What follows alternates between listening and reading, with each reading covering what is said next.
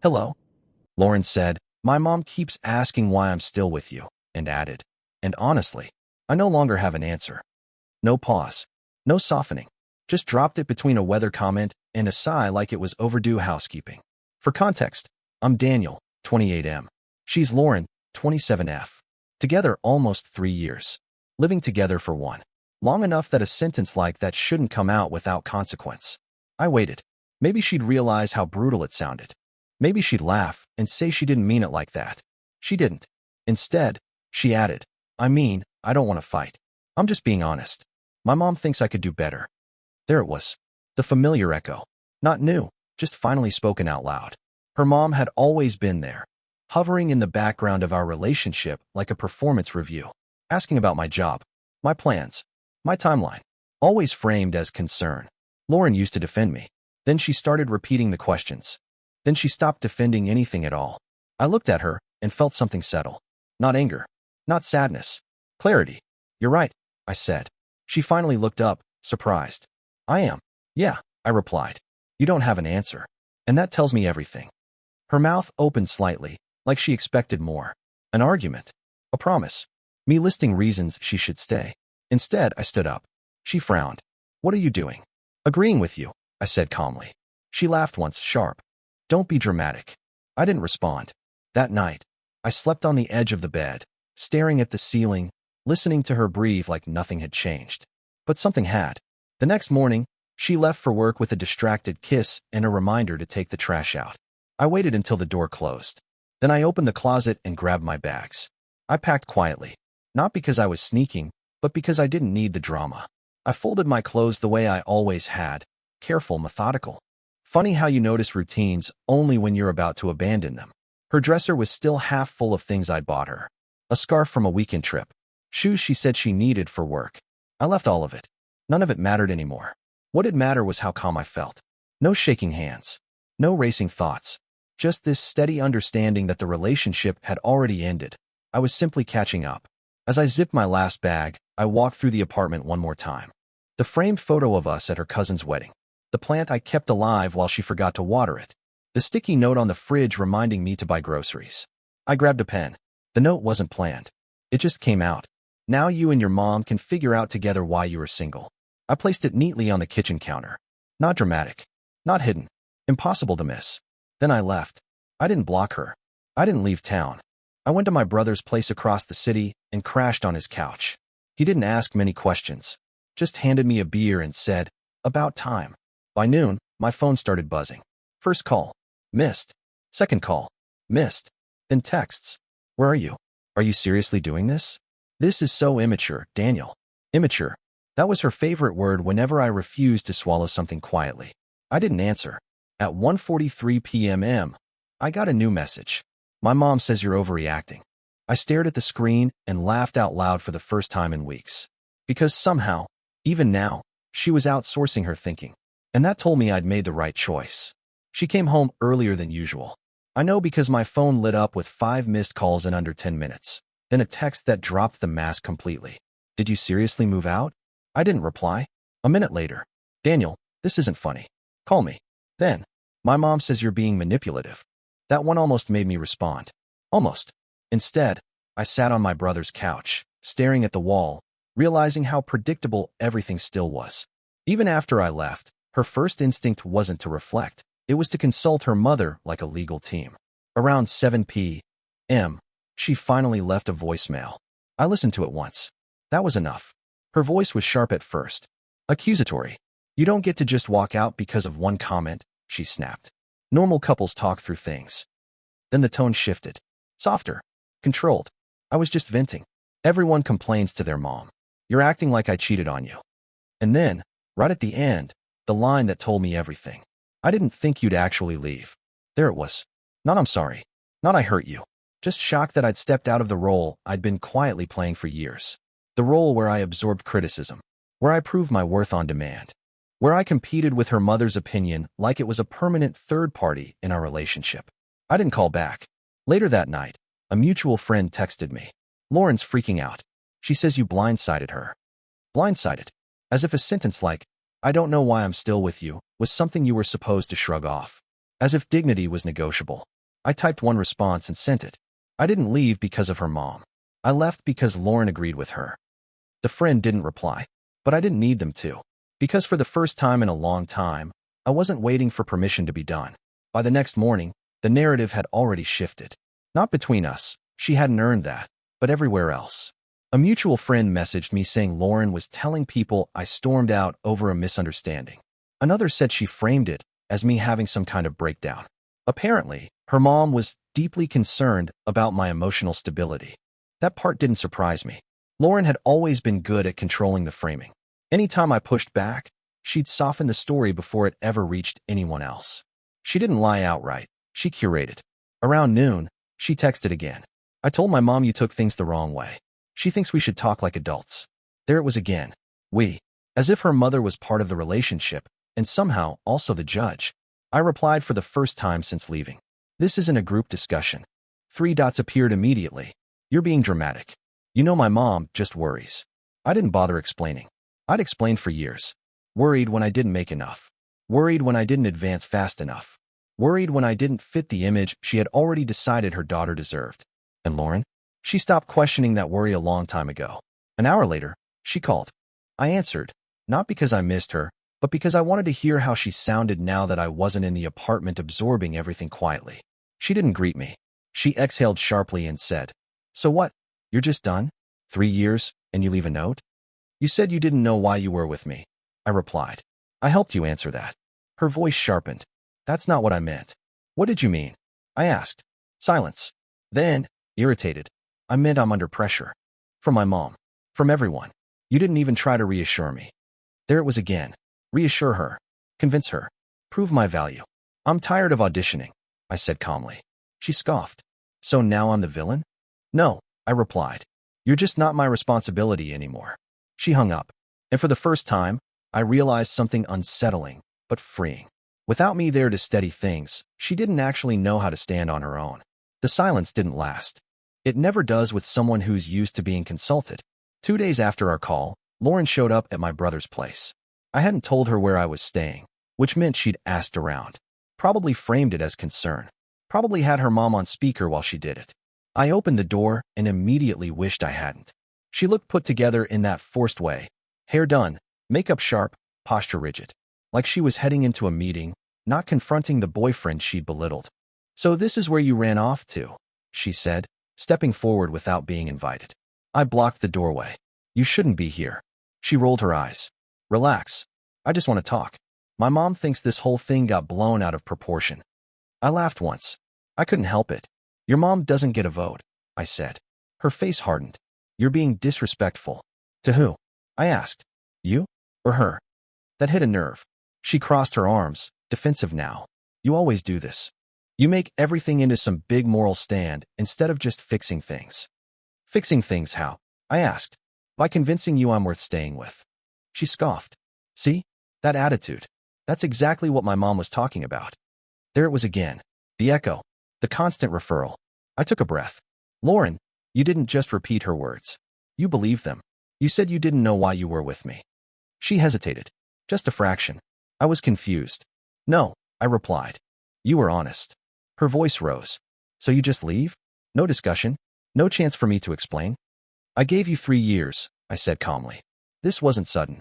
This was overdue. She stared at me like she was seeing a stranger. You think you're better than me now? She snapped. No, I said. I think I finally stopped shrinking. That was the moment she realized this wasn't a tantrum. This was permanent. And for the first time since she showed up, she looked scared. She didn't leave right away. Lauren stood there in the doorway like she was waiting for someone, anyone, to tell her what to do next. When my brother shifted behind me, she finally seemed to remember she wasn't in control here. Fine, she said, chin lifting. If you want space, take it. But don't act like I didn't try. Trying would have sounded different, I replied. She scoffed and turned to leave, then stopped. You know my mom thinks you'll regret this. That almost made me smile. I already don't, I said. She froze, then walked away without another word. That night, my phone blew up again, not from her, but from her mom. I hadn't given her my number. Lauren had. The message was long, carefully worded, full of concern.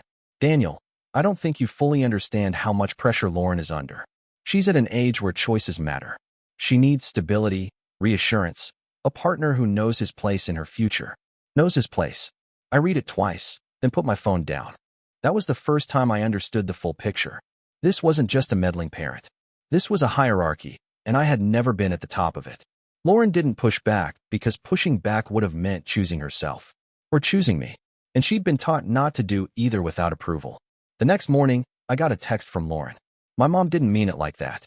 I replied once. She meant it exactly how you meant it. No response. Later that day, a friend told me Lauren had taken time off work. That she was not doing great. That she kept saying she didn't recognize me anymore. That part was true. I didn't recognize myself either. I recognized someone quieter. Straighter.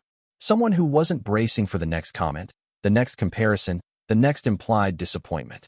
Someone who had finally stopped explaining himself. And apparently, that scared her more than losing me ever had. Lauren didn't contact me for a few days after that. Instead, she activated the backup system. Mutual friends started reaching out under the guise of concern. One asked if I was okay. Another wondered if I was open to talking things through. The phrasing was always careful, like they'd been briefed. One of them slipped up. She's really struggling, he said.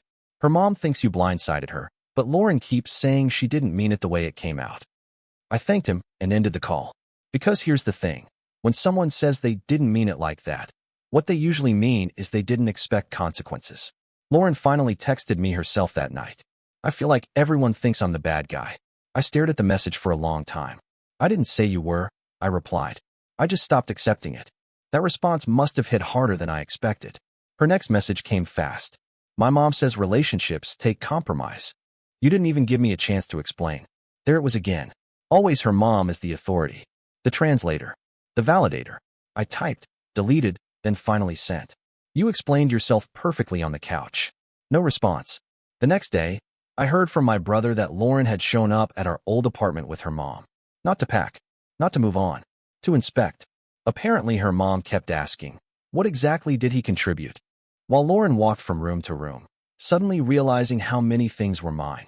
Furniture. Kitchenware. Even the router I paid for. Funny how invisible contribution is, until it's gone. That night, Lauren called again. I answered. Her voice was quieter this time. Defensive energy gone. I didn't think you'd actually choose yourself over us, she said. Us? I asked. She hesitated. You know what I mean. I do, I said.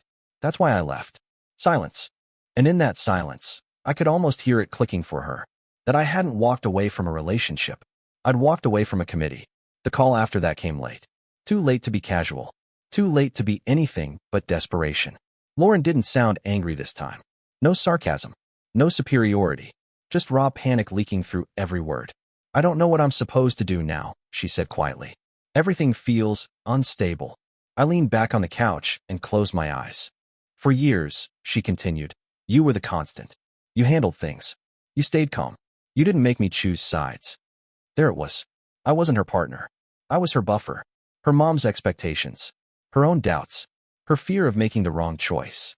I absorbed all of it, so she never had to confront it directly. You weren't supposed to leave, she said. You were supposed to reassure me. I didn't raise my voice. I didn't interrupt. I'm getting questions now, she went on. From my mom. From my friends. Everyone keeps asking why you left, and I don't know what to say. That's because, I replied calmly, you outsourced your answer for too long. She sniffed. That's not fair. It's accurate, I said. Her voice cracked. I didn't think one sentence would end everything. It didn't, I replied. It just revealed it. Silence stretched between us. Then she asked the question I knew was coming. Is there any chance we could try again? Maybe with boundaries this time. My mom doesn't have to be involved so much. I almost felt bad for her. Almost.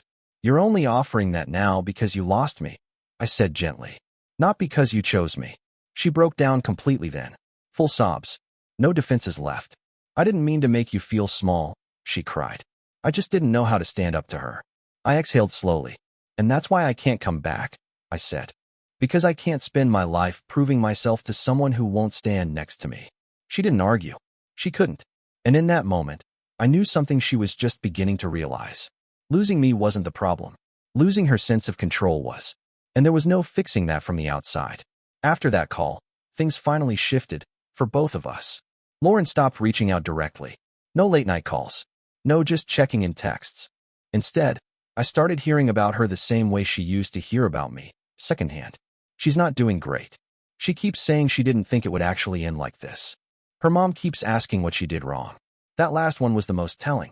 For the first time, her mom didn't have a clear villain to point at. I wasn't there anymore to absorb the blame, to be analyzed and critiqued like a flawed product. And without me, Lauren had no buffer. I ran into her accidentally about a week later. Coffee shop near our old place. I almost turned around, but she'd already seen me. She looked different, not unkempt, just less certain, like someone who'd lost the script and was improvising badly. "Hey," she said, standing up too fast. "Can we talk? Just for a minute?" I nodded. Sat down. She wrapped her hands around her cup like it was grounding her. "My mom keeps asking why I didn't fight harder," she said quietly. "Why I let you leave." I raised an eyebrow. "And what do you tell her?" Lauren swallowed. "I don't know." That honesty caught me off guard. "I keep replaying that night on the couch," she admitted. "I didn't think you'd hear it as final." "I didn't hear it," I said. "I accepted it." She winced. "You always took things seriously," she said. "I guess I assumed you'd just adapt. Like you always did." There it was again. The assumption that I'd bend. "I adapted for years," I replied. "This time, I chose myself." She nodded slowly, tears threatening, but not falling. "I think my mom liked the version of you who stayed quiet." I stood up. "I didn't." She looked up at me then, eyes searching. "Do you ever miss me?" I paused, then answered honestly. "I miss who I thought we were," I said. "Not what we became." She didn't follow me when I left. And that's how I knew this was really over. The last conversation didn't happen on the phone. It happened a few days later, when Lauren came by the apartment one final time to actually pack her things. I wasn't there. That was intentional. My brother told me later that she moved slowly, carefully, like every object carried weight now. She stood in the doorway for a long time before leaving, holding the note I'd left behind. The one she hadn't thrown away. She called me that evening. I almost didn't answer. Almost. "I won't keep you long," she said quietly. No attitude. No authority behind her voice this time. Just fatigue. "I just wanted to tell you, my mom asked me again why I'm single," she continued. "And this time, I didn't blame you." I stayed silent. "I told her the truth," Lauren said. "That I let her voice become louder than my own. That I let her question you until I started questioning you too." That was the closest she'd ever come to owning it. "I don't expect anything from you," she added quickly. "I know that door is closed. I just wanted you to know I finally understand what you meant." I exhaled slowly. "I hope you do," I said. "Because understanding it later doesn't make it hurt less, but it might stop it from happening again." She was quiet for a moment. "You really meant it, didn't you?" she asked. "When you said you agreed with me." "Yes," I replied. "I agreed that you didn't have an answer, and I refused to keep being one." She whispered, "I lost you because I didn't protect us." "You lost me because you didn't choose us," I corrected gently. "We said goodbye without promises, without bitterness, just finality." When the call ended, I felt something I hadn't felt in years. Peace. Because when she said, "My mom keeps asking why I'm still with you," she was really asking herself. And when I said, "You're right," I wasn't giving up. I was finally walking away from a relationship where I was never allowed to stand fully on my own. Bye-bye.